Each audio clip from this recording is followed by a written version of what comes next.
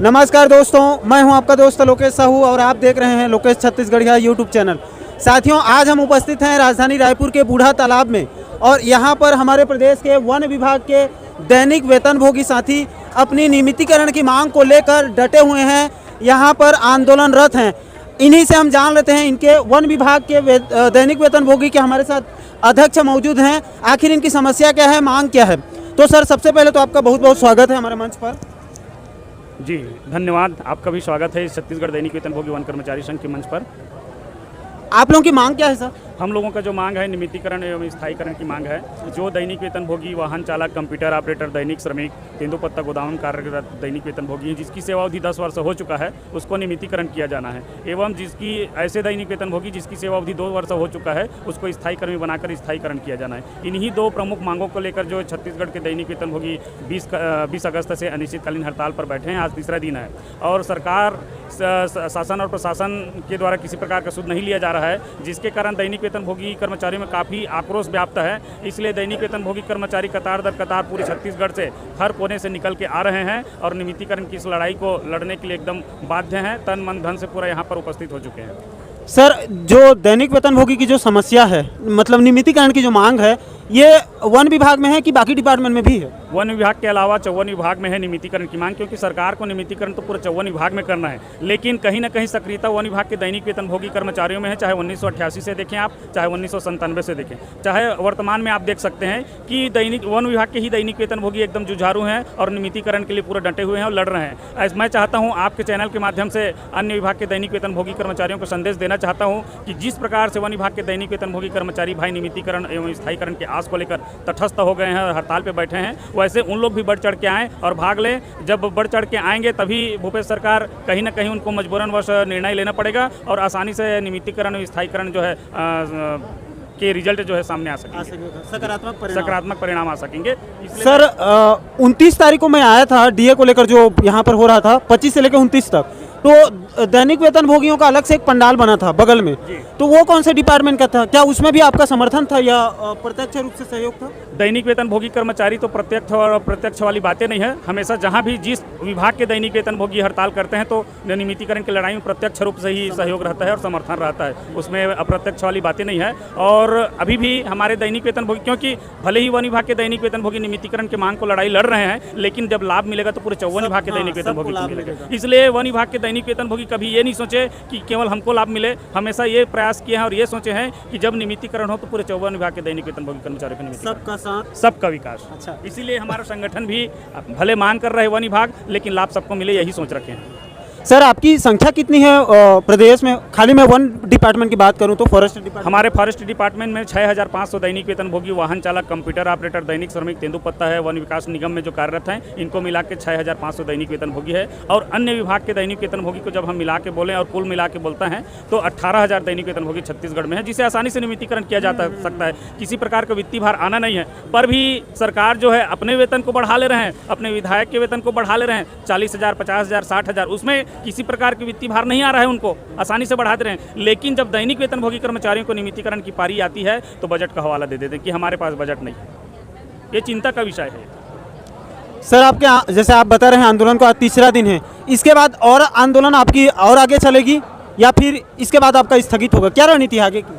हमारी दैनिक वेतनभोगी की जिज्ञासा है कि यह जो आंदोलन है अनवरत रहेगा। जब तक हमको नियमितीकरण और स्थायीकरण नहीं मिल जाता तब तक यह रैली और हड़ताल जो है जारी रहेगा। यानी कि सीधे आर पार की लड़ाई है? हाँ, आर पार की लड़ाई है, क्योंकि 4 साल इंतजार किए, 4 साल में कुछ नहीं मिला तो साल भर बचा हुआ है। साल भर में तो 6 माह तो आचार संहिता के और चुनावी प्रक्रिया में निकल जाएगा, तो 6 माह में भूपेश सरकार क्या करेगा? अगर हम चुप बैठे रहें कंबल ओढ़ के तो भूपेश सरकार अपना कार्यकाल व्यतीत कर लेगा और फिर ये कहेगा कि मेरे आने वाले पंचवर्षीय में आप लोगों के लिए सोचूंगा, करूंगा नहीं सोचूंगा। तो ये सोचने वाली बात हो जाएगी और हम ठगा जाएंगे। इसलिए आज पूरे दैनिक वेतनभोगी तटस्थ होकर बैठ चुके हैं कि जब तक हमको नियमितीकरण का लाभ नहीं मिलेगा यहाँ से हम हटने वाले नहीं हैं।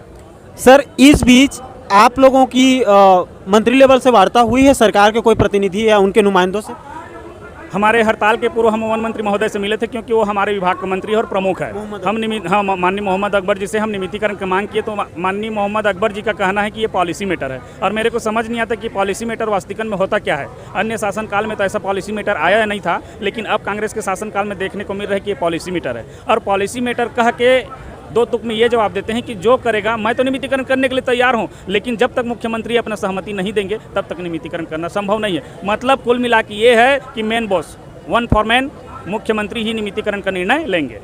अच्छा, तो सब निर्णय मुख्यमंत्री करेंगे, तो फिर विभागीय मंत्री क्या करेंगे फिर आगे? विभागीय मंत्री वही है, देख रहे हैं कि कब मुख्यमंत्री हमको आदेशित करे तो कब हम करें, ऐसे करके। मतलब ये आप समझ सकते हैं, ज़्यादा बताने की आवश्यकता नहीं है कि मेन बॉस जो है मुख्यमंत्री ही है, और मुख्यमंत्री जब, क्योंकि सामान्य प्रशासन और वित्त विभाग मुख्यमंत्री के पास है, जब वो अनुमति देंगे तो आसानी से नियमितीकरण हो सकता है। सर जी, आपके जो आंदोलन है, अनिश्चितकालीन आंदोलन, इसमें आप लोगों को और कितने संगठनों का समर्थन है? खास करके मैं दैनिक वेतनभोगी की बात कर रहा हूँ। मेरे तरफ से और हमारे वन विभाग की तरफ से और हमारे छत्तीसगढ़ दैनिक वेतनभोगी वन कर्मचारी संघ की ओर से सारे विभाग के संगठनों से निवेदन किया गया है कि आप आएँ, यह लड़ाई जो है आपकी लड़ाई है, आपके अधिकार की लड़ाई है, आप आएँ, समर्थन दें और एकजुट हों। निवेदन किया गया है। अब उनके ऊपर निर्भर करता है कि वो नियमितीकरण के लिए तत्पर होकर आगे आते हैं या घर में सोए रहेंगे।